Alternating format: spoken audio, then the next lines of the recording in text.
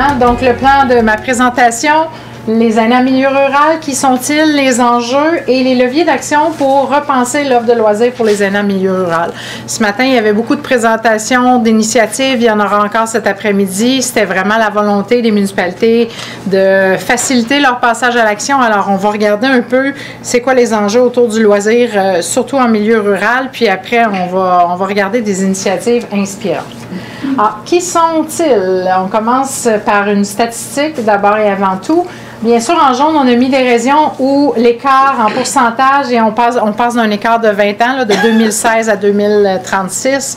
Mais si on regarde plus précisément la Nodière, qui est la 4e ligne, c'est presque une augmentation de 10 points, pas tout à fait là, par rapport au nombre d'aînés dans la région. Bien évidemment, 2 millions d'habitants sont des aînés, donc plus de 28% de la population sont des aînés.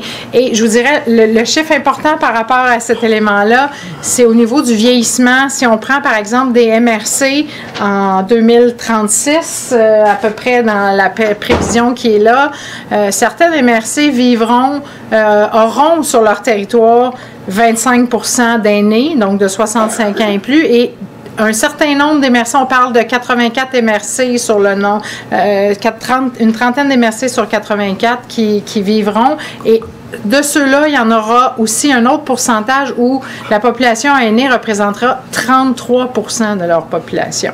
Donc, c'est comme significatif comme données démographiques. Alors, c'est ces éléments-là qu'on va regarder à travers le loisir.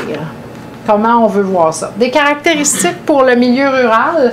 Donc, évidemment, des territoires ancrés dans l'histoire, des gens qui sont là depuis longtemps, mais il y a aussi l'autre pendant où on a des gens qui viennent habiter des territoires, soit après la retraite ou ils ont été là pendant des périodes saisonnières avec une résidence secondaire et tout ça. Donc, il y a ces deux éléments-là, des fois, à regarder sur notre territoire pour bien comprendre quelle est notre population, pour ensuite offrir des services qui répondent bien à notre population. Évidemment, certains territoires vivent de la dévitalisation, de l'exode, et ça a des impacts multiples. Surtout pour le loisir, quand on est là, c'est que des fois, les bassins ne sont pas suffisamment importants pour pouvoir offrir l'ensemble des services. On a besoin d'avoir un certain nombre de participants pour pouvoir l'offrir. Et les ressources également ne sont pas toujours les mêmes par rapport à d'autres villes. Donc, il y a ces éléments-là à prendre en considération. Les autres éléments sont le maintien à domicile. Vous souvenez-vous du chiffre ce matin? Combien d'aînés veulent rester dans leur domicile le plus longtemps possible? 96%. Bravo, vous êtes bon, c'est super. Donc, c'est un élément également important. Le sentiment d'appartenance va exactement être important dans la situation que je vous expliquais au niveau des gens de souche, des régions, versus les nouveaux arrivants, qu'on peut appeler ainsi, ou les gens qui migrent d'une région à une autre pour venir s'installer dans une autre ville.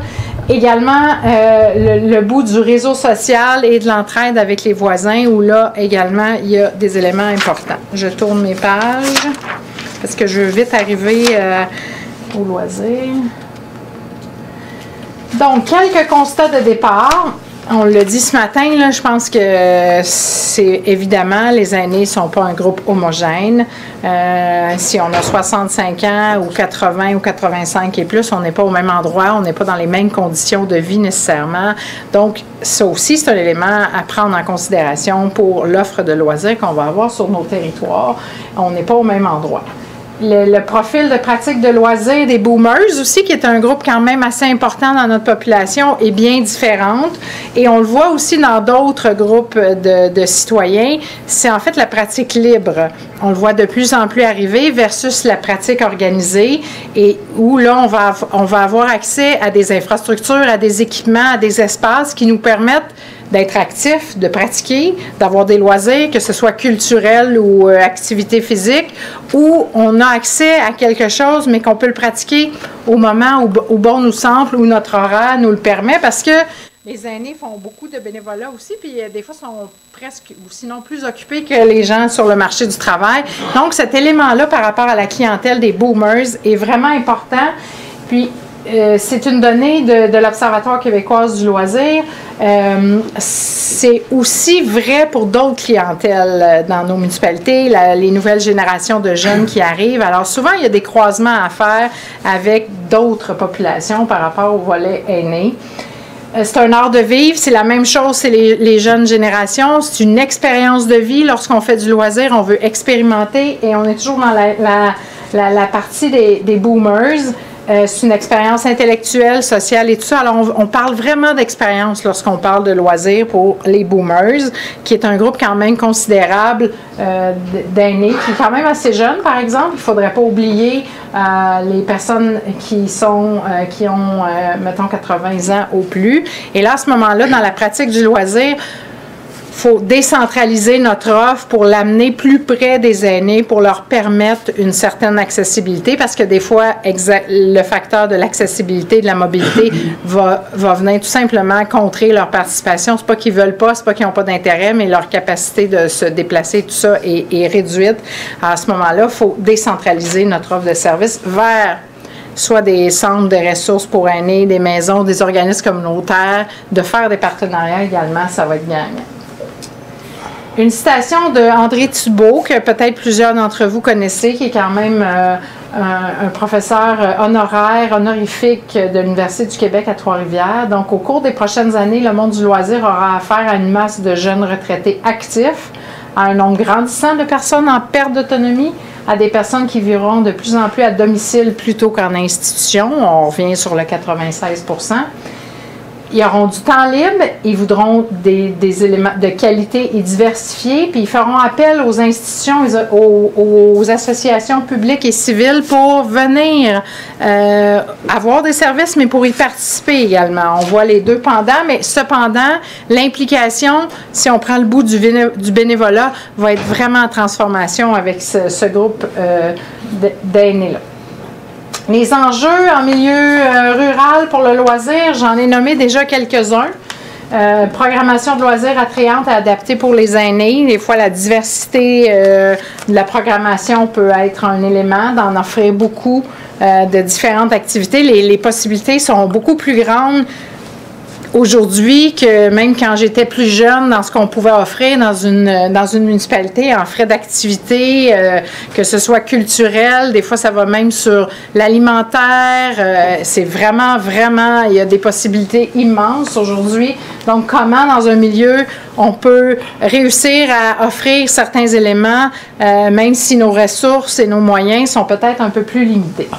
La difficulté des petites municipalités à implanter des structures de services ou à organiser une offre de services par manque de ressources humaines, j'en parlais également. Le nombre restreint de participants également.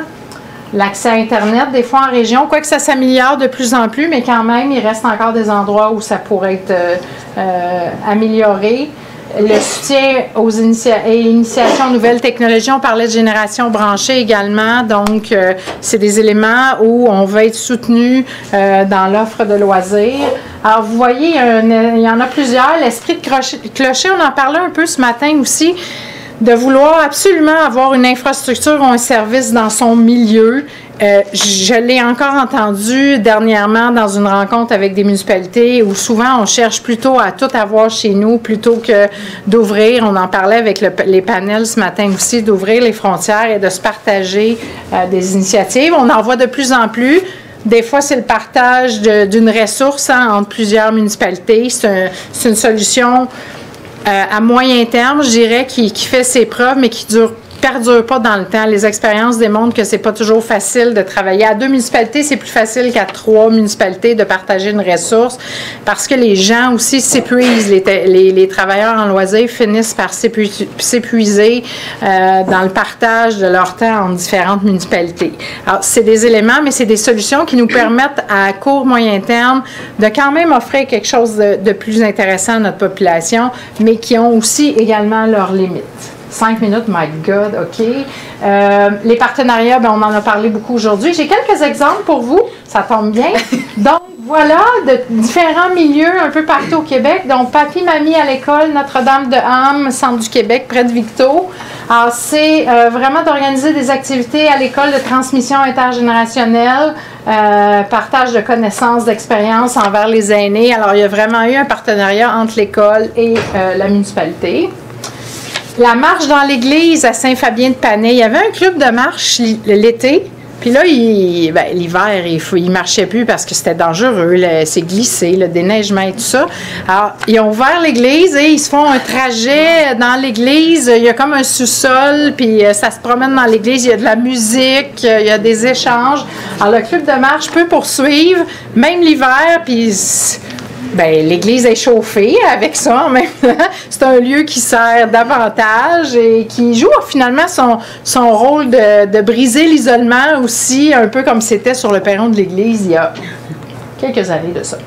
Des conférences matinales à Sainte-Anne-de-la-Pocatière sur différents sujets. Hein. Ça peut être sur l'intimidation, la retraite, comment bien se nourrir, sur des cours de peinture, des cours de vin. Donc, il y a plein de possibilités à travers cette programmation-là. Bibliothèque ambulante, Saint-Charles-de-Borromée, plus près d'ici. L'atelier iPad hebdomadaire à Saint-Donat également. On est plus dans la région ici. Des expositions itinérantes de portraits d'aînés, des courts-métrages. Plusieurs municipalités le font. Ça, c'est vraiment intéressant pour une meilleure connaissance entre les générations, de connaître nos aînés sur le territoire, qui ont vécu, qui ont connu la ville dans une autre époque. Évidemment, l'amélioration de parcs intergénérationnels également, où on se côtoie dans différentes générations. Alors, il y en a beaucoup. Là, il y a des leviers différents. Bien évidemment, une volonté, le partenariat, la mobilisation, l'embauche d'une ressource, le rôle de la MRC également peut être important et soutenante, par pôle aussi de territoire où on peut y travailler. Évidemment. Puis là, vous avez à la fin de la présentation que vous avez sur votre clé USB, différents programmes de subvention qui vous permettent d'être soutenus dans la mise en place de différentes initiatives. Il y a des programmes fédéraux, il y a des programmes provinciaux, mais si vous voulez avoir plus de détails sur cet élément-là, sur le site du Carrefour, à chaque année, on produit un répertoire qui contient l'ensemble des subventions possibles, accessibles pour la mise en œuvre d'actions, tant en loisirs qu'en culture, même qu'en sécurité, tout ça. Alors, il est accessible en ligne. C'est seulement une courte présentation non exhaustive. Je pense qu'il faut que je m'arrête là. Alors, investir dans le loisir pour nos aînés, c'est tous ces éléments-là, c'est la qualité de vie, c'est accroître le pouvoir d'attraction de notre milieu de vie. Si on a plusieurs services, plusieurs loisirs, on va aussi bénéficier dans notre milieu d'une arrivée peut-être de nouveaux aînés sur notre territoire, de nouvelles familles aussi. Et évidemment, réduire les coûts de services et de santé sociaux parce qu'on va être en meilleure forme plus longtemps. On va rester le plus longtemps possible chez nous.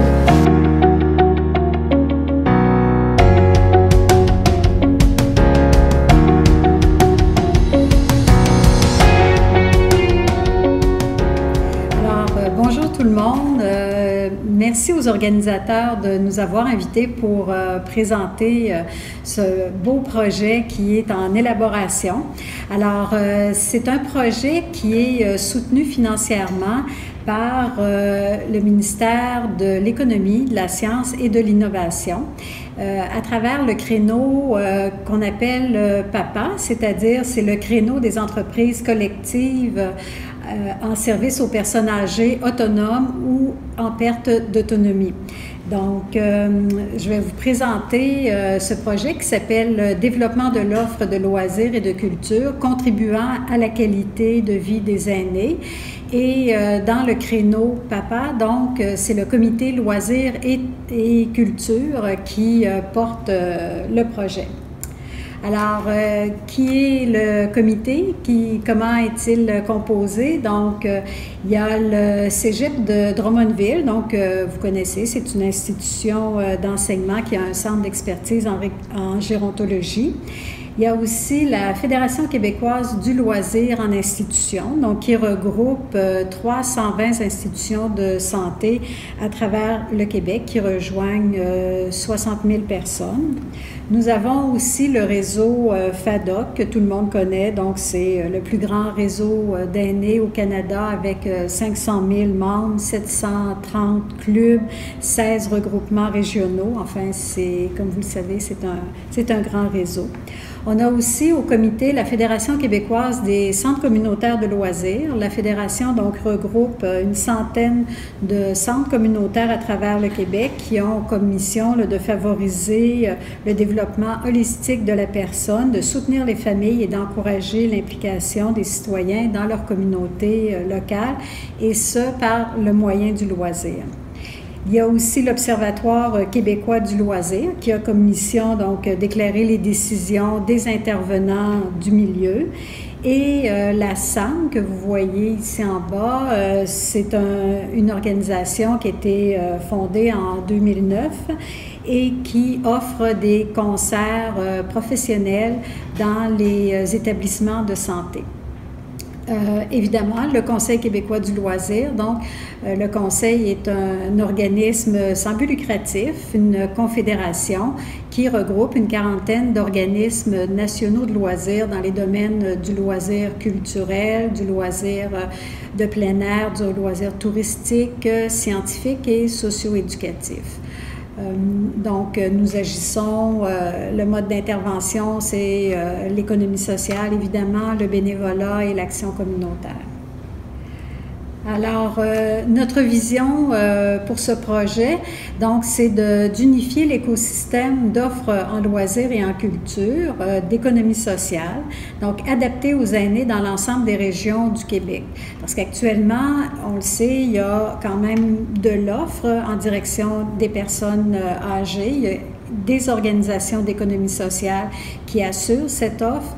Maintenant, le projet va favoriser le regroupement, l'unification de l'ensemble de ces offres-là. Donc, ultimement, c'est notre vision du projet. Donc, le travail avec le milieu municipal, donc les aînés du Québec ont droit à des services de loisirs et de culture de qualité permettant leur épanouissement personnel. L'économie sociale et le milieu municipal, donc on partage une mission commune en loisirs publics, c'est-à-dire que la finalité des actions, c'est pour servir le bien commun, si on peut dire. Et il y a déjà, à cause de ça, à cause de nos missions qui sont communes, il y a déjà beaucoup de collaboration entre des organismes, des entreprises d'économie sociale et le milieu municipal. Ça peut ne pas porter le chapeau parfois de l'économie sociale, mais c'en est quand même. Et ce qu'on veut aussi conjointement, c'est d'avoir une pérennité d'offres en direction des personnes âgées. Alors, une brève description du projet comme tel. Donc, le projet vise particulièrement le segment de clientèle aînée dit du grand âge, soit des personnes de 75 ans et plus. Et c'est un projet donc, qui se veut très collaboratif. Il vise à répondre, comme on le disait, aux besoins des aînés en termes de loisirs et de culture et à soutenir la croissance des activités d'économie sociale dans ce secteur. Alors, le développement du loisir conjoint avec le milieu municipal, c'est que tous deux, on vise à ce que le loisir soit également un vecteur de développement personnel et collectif. Donc, on est dans cette approche du loisir, donc qui veut aussi mettre la personne, les groupes au centre de l'offre de loisirs pour en assurer l'accessibilité. Et quand on parle d'accessibilité, on parle évidemment d'accessibilité globale, donc tant l'accessibilité culturelle, que ce soit en termes de mode de vie, donc culture assez large, large, l'accessibilité spatiale, comment l'offre est répartie sur le territoire, les aménagements sont-ils accessibles. On a une accessibilité qui est aussi temporelle, donc est-ce que l'offre est disponible au moment où les personnes sont disponibles, et l'accessibilité financière, évidemment, qui est prise en compte. Donc, c'est une vision du loisir qui est partagée entre l'économie sociale en loisirs et le milieu municipal. Donc, le projet vise à répondre donc, aux besoins des personnes âgées, et aussi pour susciter le développement de l'offre loisirs culture en économie sociale. Quelques chiffres sur la situation. Donc, il y a des constats préliminaires, comme il y a 4 sur 8 institutions en milieu municipal rural ou de petite taille qui désirent développer une offre de services adaptée aux aînés. On a aussi 15 sur 32 institutions en milieu de la santé qui désirent développer davantage une offre pour les aînés, et il y a environ 25% des résidents dans les résidences de santé, donc qui voudraient aussi avoir accès à une meilleure offre. Alors, le projet, la première phase du projet, donc, consiste à réaliser une étude de marché.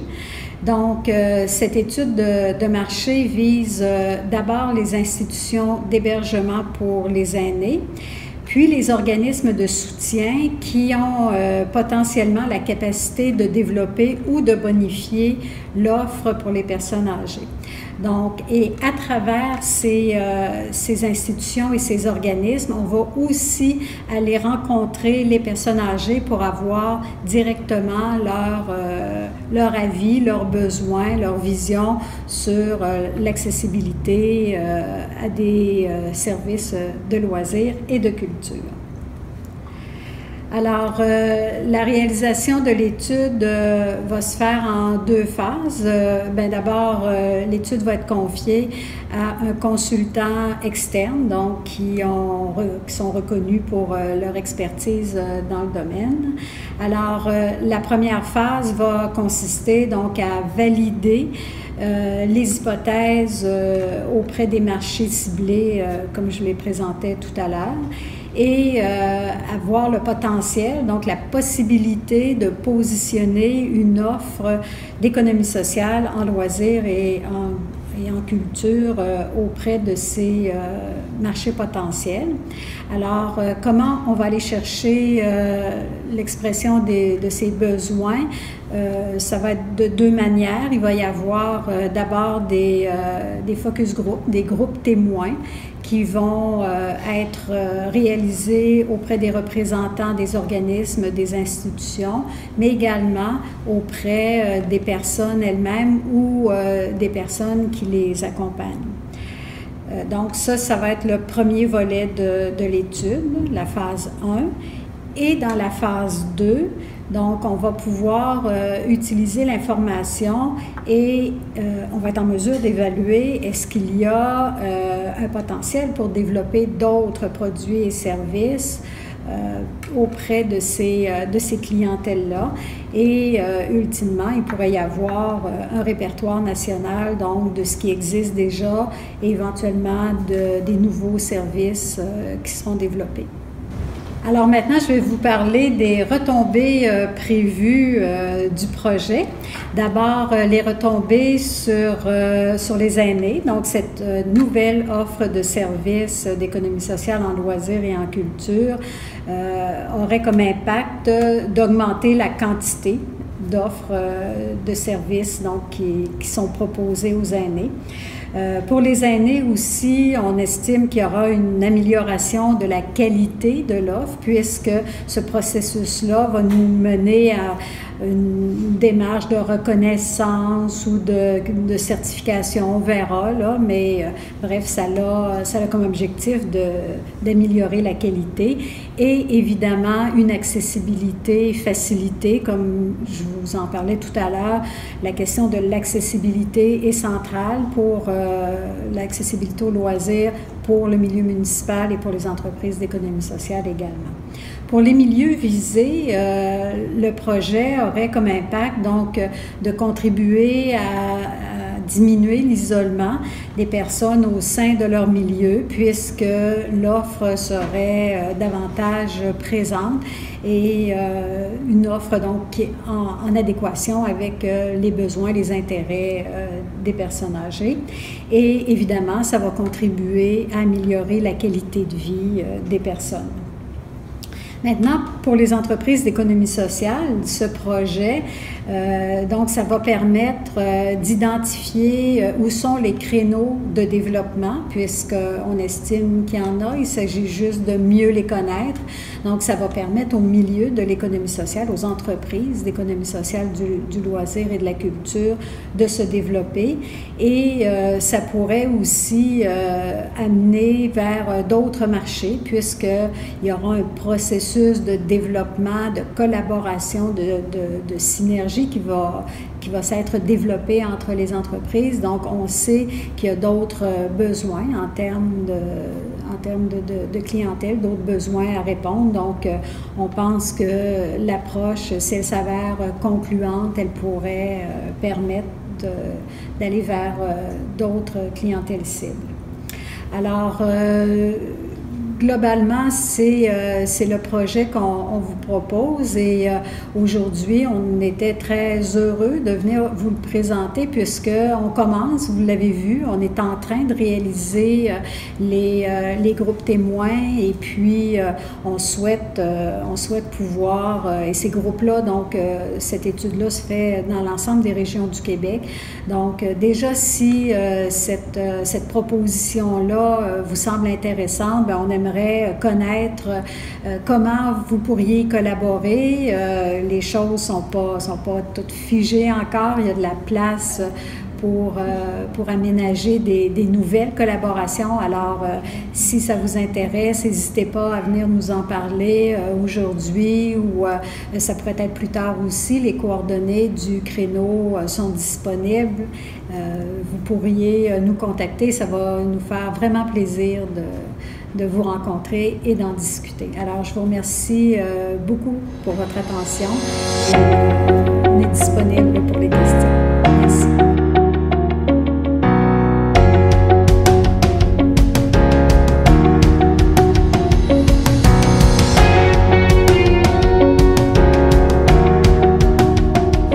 Moi, je suis conseillère municipale à Saint-Didas, qui est une très petite municipalité. On a à peu près 700 habitants seulement. Moi, j'ai renouvelé un mandat depuis novembre dernier et puis j'ai pris le dossier de l'AMADA.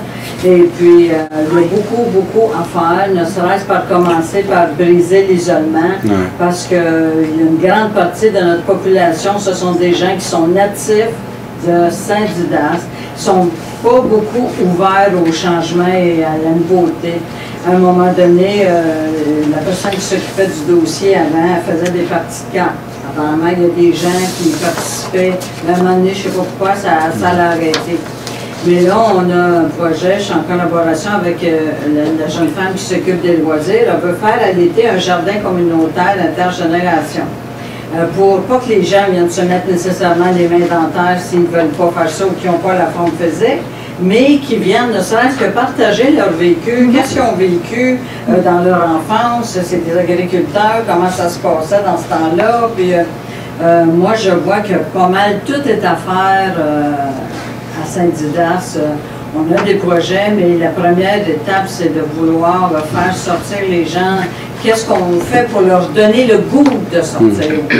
On veut organiser des choses. Je suis en collaboration avec le Centre d'action bénévole aussi pour le projet Accompagnons nos aînés.